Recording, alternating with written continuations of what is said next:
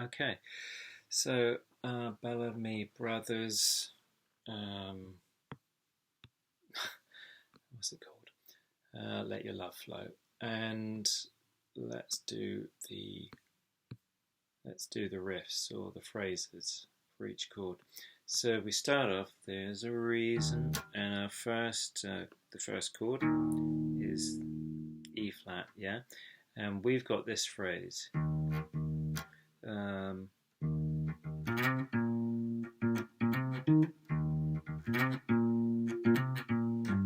Yeah, now that whole phrase was all within the E major pentatonic shape I showed you in the last video.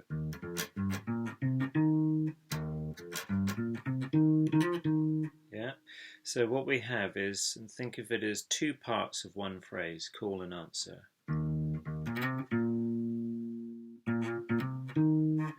So that 6th fret A string twice, then you got to slide from the 8th fret D string to the 10th fret D string. Then you're back to the 8th fret D string.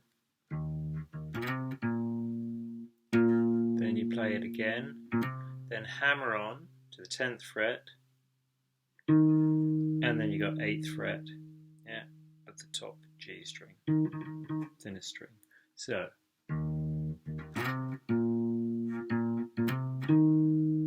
that's the first part of the phrase. Second part. Now that is exactly the same as what you just played, the exact same as the beginning of our first part of the phrase. But this time, after we've done, we've got that, which is, so I've got my 6, 6, 10, 8, hammer on to 10, go back to 8, and then fret 10 of the A string. Yeah? So this is, let's call it section A and B of the first phrase. Section A. Section B.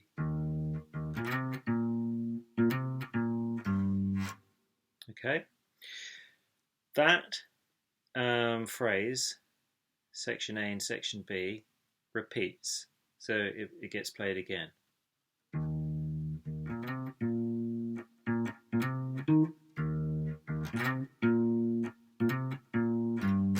Yeah? So I played it again, right? Oh, and notice how I'm allowing some notes to sustain and some notes I stop, yeah? And I stop them by releasing the pressure with the fingers on this hand, yeah?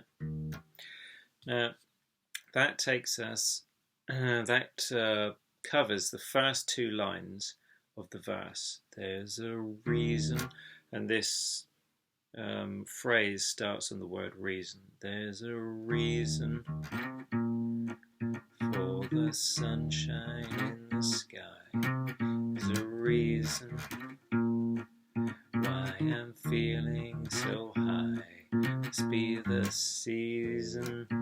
Then you're on to a new chord, yeah? All that was E flat, and then you're on to B flat when you get to the word season. I will send you the guitar, what's it called, Ultimate Guitar chord lyric sheet, and they stupidly call it D sharp instead of E flat, you know, it's the same, and they call it A sharp instead of B flat, and etc. Yeah, that's D, that's E. The note in between can be called either E flat or D sharp.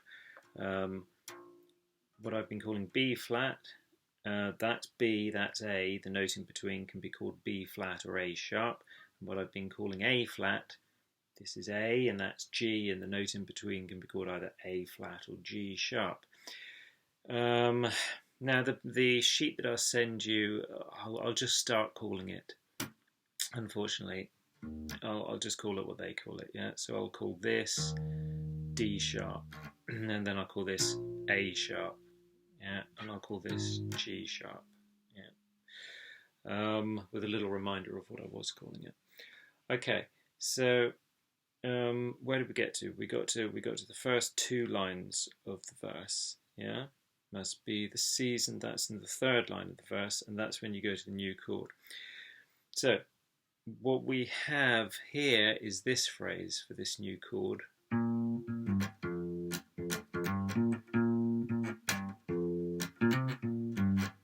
Now that again is all within the major pentatonic. It's not in the same major pentatonic because previously we were on the E flat or D sharp chord and we were using that pentatonic. Now the band goes to this chord, A sharp, B flat, and we're using the pentatonic of A sharp or B flat.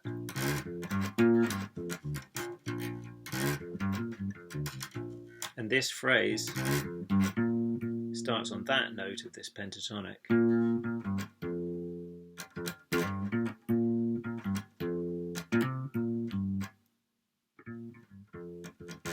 Yeah, so let me show you that phrase. Let me just see that I'm still in shot. That would be terrible. Now, you can see my first finger moving from the D string to the A string. Now that's fine, you can do that. A lot of people would just bar it, yeah?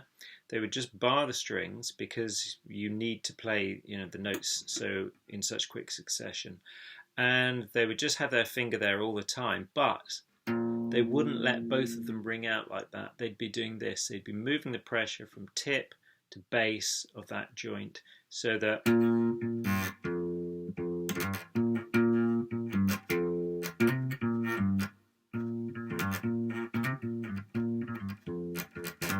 yeah.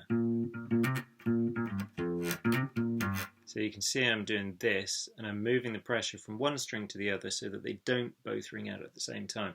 Because that's okay on a guitar, but when you get down to the lower registers of bass, that doesn't sound nice.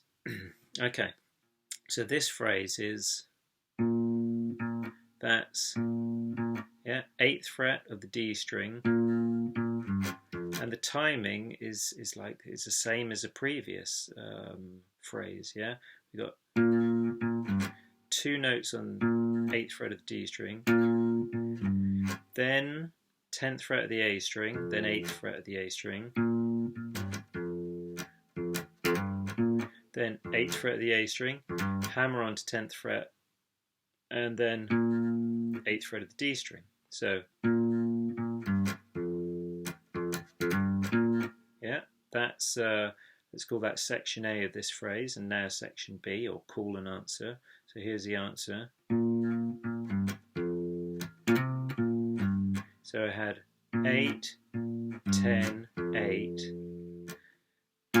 Then I skip up to the D string, or if I'm barring, I just move pressure to the D string and hammer on from fret 8 to fret 10, back to fret 8, and then fret 10 on the A string. So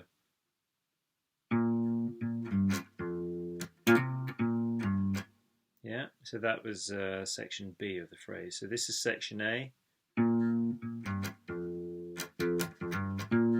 This is section B. And if I put them together, 2, 3, 4.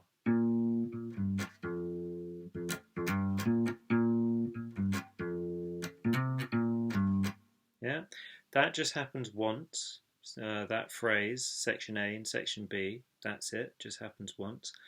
And that covers the third line of the verse, yeah, third lyric line. So it must be the season when the love light shines all around us. Okay, so it's difficult to sing and play bass at the same time. More difficult than to sing and play guitar generally, because if you're playing guitar, you can be strumming. You don't have to be picking out such an intricate rhythm. So yes, it is more difficult to sing and play bass. It takes more practice, and I haven't practiced singing this song and playing the line as well. So hence, it's difficult to do. and I'm just trying to do it just to give you an idea of how the line fits into the whole song, into the melody. Yeah. So it must be the season when the love light shines all around us, and then around you'll see there's a D sharp above the word round, around, and you're back to this D sharp or E flat, yeah, and then you've got this, the phrase that we've already done.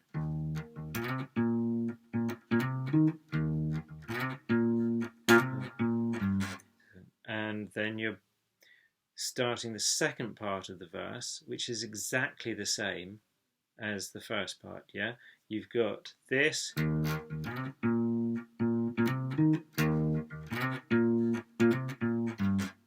then again, yeah? So that was our first phrase, section A and B, and then that happens again.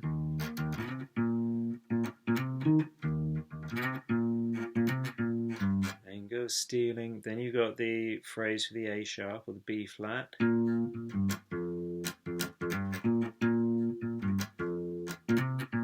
With your lover. Then you come to the end of the verse, yeah? And you're back to the E flat or the D sharp. Now, section A of the phrase is exactly the same, but you have a new section B. This is the only difference. You do this.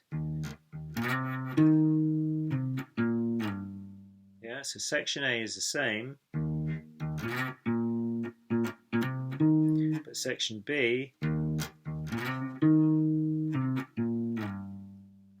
and it's different because it's leading us into the chorus, which has a new chord. Yeah, because so far we've only used E flat or D sharp, as they call it, and this B flat or A sharp, as they call it. But when we get to the chorus, that's the first chord.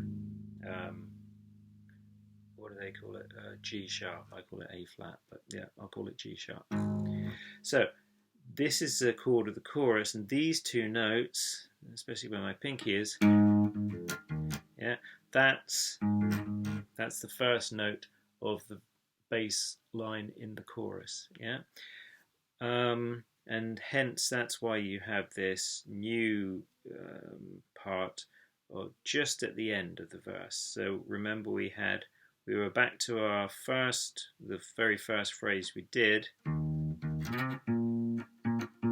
but the second part of that phrase, and that is, as you can see, hopefully, let me get back to camera, and that we're used to, 6, 6, slide from 8 to 10, fret 8 on the G string, back to fret 10 on the D string, fret 8 on the D string, and then slide it down to fret 5, yeah?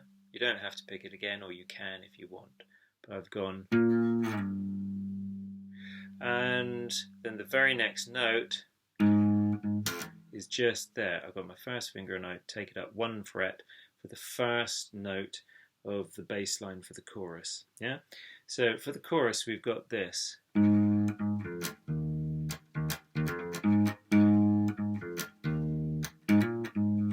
Yeah, that's the phrase for our G sharp, as they call it, yeah?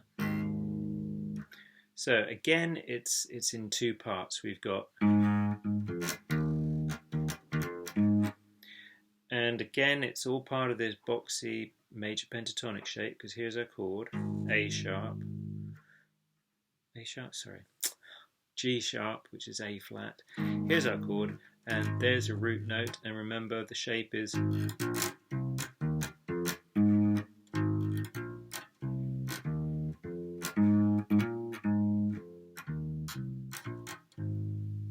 and again this bass line fits, it's just notes from that pentatonic shape, yeah? So we've got that's section A of it, and it's, yeah, on the D string, 6th fret, 8th fret A string, 6th fret A string, 6, hammer onto 8, and then back to 6 on the D string. And then the second part, that's the same. No, sorry. Then we've got this. So we've got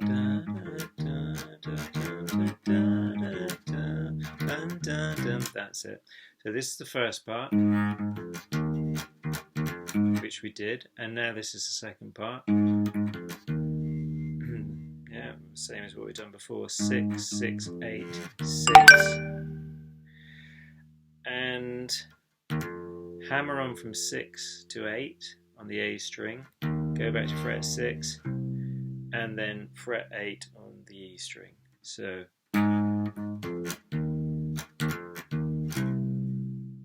yeah, so the first part of the phrase, second part of the phrase, okay, and in the song, just let your love, where are we? So let that feeling grab you with your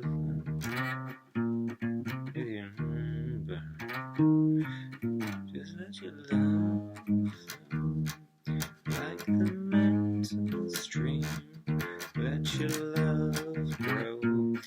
So that's the first line. That gives you the first line of the chorus. Just let your love flow like a mountain stream, let your love grow, smallest of streams.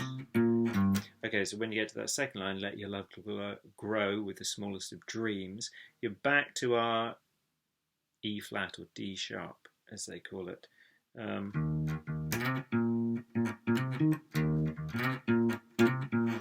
Yeah, you're back to that phrase, yeah, which happens just the once. And then we've got let your love show. And so we're back to our A sharp chord and our phrase, which we've done before.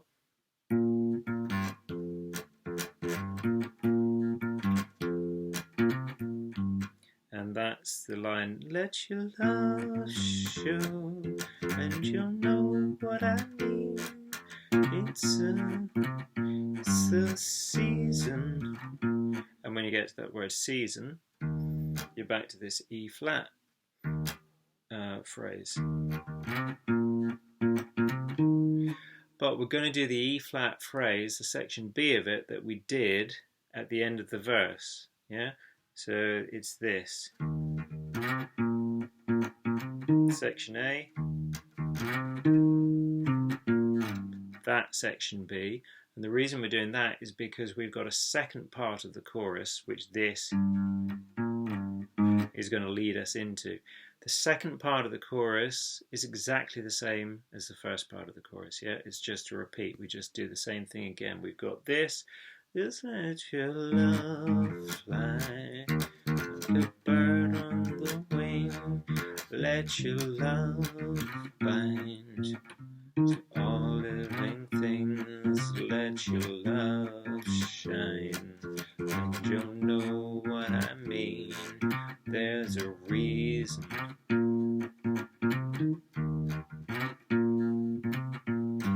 Now, when you get to that word reason, you're back on the your very first D sharp or E flat riff phrase, and you do the section A and section B that you usually do. So section A, section B, and then you've got the second verse, and you just repeat what you just did. You're doing the D sharp or E flat phrase.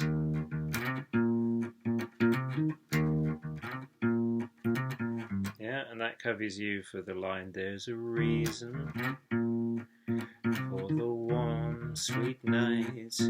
There's a, and then the next line, you repeat the phrase, there's a reason for the candle lights, must be the season. Here we are in that riff again.